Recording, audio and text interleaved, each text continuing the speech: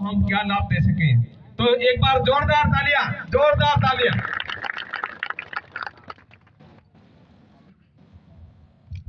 मेरे को लगा था कि मेरा नंबर बाद में आएगा,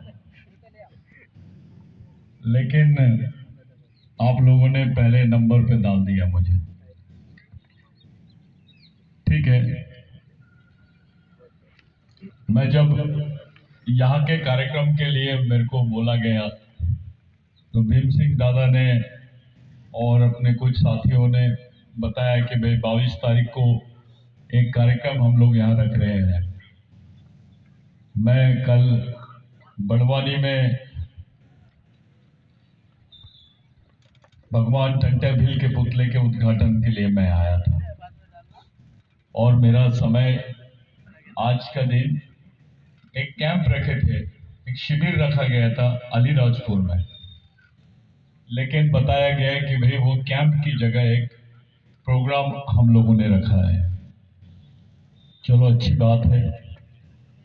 मुझे ये बताया गया है कि भाई यहाँ कांग्रेस के भी लोग हैं, बीजेपी के भी लोग हैं, समाज के अलग अलग संगठन के भी लोग हैं। ये भी एक बहुत अच्छी चीज है। साथियों, प्रोग्राम में कितने लोग हैं ये मायना नहीं रखता है, कैसे लोग हैं ये बड़ी बात है। कि वो लोगों को कुछ समझ रहा है, वो कुछ समाज के लिए करना चाहते हैं, कुछ आने वाली पीढ़ी के लिए करना चाहते हैं। अगर ऐसे लोगों की संख्या कम भी रही तो वो बहुत महत्वपूर्ण होता है। नहीं तो 1 लाख की भीड़ भी आप लोग खड़ा कर लोगे, उसको कोई वैल्यू नहीं है। क्योंकि मेरा लाइफ इसी काम को देखते देखते गया। मैं 4 लाख लोगों को भी संबोधित किया और 4 लोगों को भी संबोधित किया हूं। इसलिए आप लोग ये दिमाग से निकाल दो पहले कि कितने लोग हैं। सवाल ये खड़ा होता है कि कितने नहीं, कैसे लोग हैं। आप तमाम लोगों से मेरा परिचय पहली बार हुआ। मेरे को नवल दादा ने बताया कि दादा आपको किसी भी हाल में ये प्रोग्राम के लिए आना पड़ता है। तो यहाँ कांग्रेस और बीजेपी दोनों किस्म के लोग हैं, लेकिन सबसे बड़ी बात है कि समाज को मानने वाले, समाज की मानने वाले और समाज को चाहने वाले लोग यहाँ पर है। इसलिए मेरे को अच्छा लग रहा है कि मैं अपने समाज के बीच में ये बात कर रहा हूँ। छोटी सी बात है साथियों, अभी जमीन के बारे में बात किए। पिछले 5 साल में इस देश में जो कानून बनाए गए हैं, वो कानून से क्या क्या आपके हाथ में आया है मैं बताना चाहता हूं, और क्या क्या आपसे छीन लिया गया है इस पर हम लोग बात करेंगे। पहले आप लोगों को लगता था कि 5वीं अनुसूची में आदिवासियों के बहुत विशेष अधिकार है। 5वीं अनुसूची में आदिवासियों को जल, जमीन, जंगल के अधिकार है, ऐसा आपको बताया गया था। चाहे वो कांग्रेसी हो या बीजेपी का लोग है, हमारी जमीनों पे जिनकी नजर है उनको आपको पहचानना पड़ेगा। हमको बताया गया था कि 5वीं अनुसूची में ग्राम सभा को बहुत विशेष अधिकार है, और अगर ग्राम सभा ने एनओसी नहीं दिया तो वहां पर कोई भी टाइप का प्रोजेक्ट, कोई भी टाइप के विकास के प्रकल्प, किसी भी टाइप का उत्खनन, किसी भी टाइप का प्रोजेक्ट, किसी भी टाइप की इंडस्ट्री और कोई भी डेवलपमेंट नहीं हो सकता है अगर ग्राम सभा की मान्यता नहीं है तो।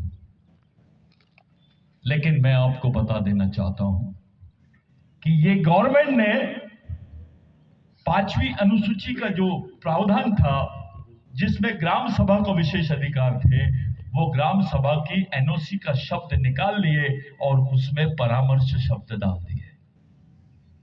यानी आपकी जमीन को कभी भी छीन सकते हैं लोग। आपका जो एक्ट है वो पूरा बदल दिया गया है। आपकी जमीन के जो विशेष अधिकार है उसको खत्म कर दिया गया है, आपकी ग्राम सभा के अधिकारों को खत्म कर बाद आपके दिमाग में डाला गया कि पेशा एक्ट है। याद रखना, आप सुनते वक्त केवल आदिवासी हो, इसी बात को ध्यान में रखना। दिमाग से पार्टी, संगठन और नेताओं को निकालो, पहले समाज के बारे में सोचो। तो इन्होंने आपके दिमाग में डाला था कि पेशा एक्ट है, और पेशा एक्ट में आदिवासियों को पूरे अधिकार दिए गए हैं। साथियों, जो पेशा एक्ट है, इसमें से भी इन्होंने ग्राम सभा के, ग्राम पंचायत के और आदिवासियों के विशेष अधिकारों को निकाल दिए।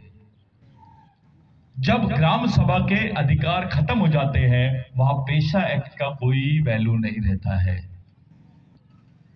पेशा जो है, ये ग्राम सभा के विशेष अधिकारों पर बना हुआ कानून है, और जो ग्राम सभा के विशेष अधिकार है, उसके लिए अगर वो कानून बना है और इन्होंने ग्राम सभा के अधिकार आपके पेशा एक्ट से निकाल दिए हैं, तो आपके लिए कुछ नहीं बचा है। इसका मतलब यह है कि आपके हाथ में बंदूक है, लेकिन उसके अंदर गोली नहीं है। आपको बंदूक दे दिए गए, लेकिन उसमें गोली नहीं है। क्या मतलब है उसका? ये तो ऐसा हो गया है कि आपको बता दिया गया है कि आपको खाना मिलेगा, पानी नहीं मिलेगा। इस टाइप से ये एक्ट को पहले खत्म किया गया और उसके बाद मध्य प्रदेश में लाया गया। पहले एक्ट को, पेशा एक्ट को खत्म कर दिए। आप जानते हो पेशा एक्ट कब बना? कौन से साल में बना है पेशा एक्ट? कितना? 1996, 1996 में बना कानून, और ये लोग 2022 में मध्य प्रदेश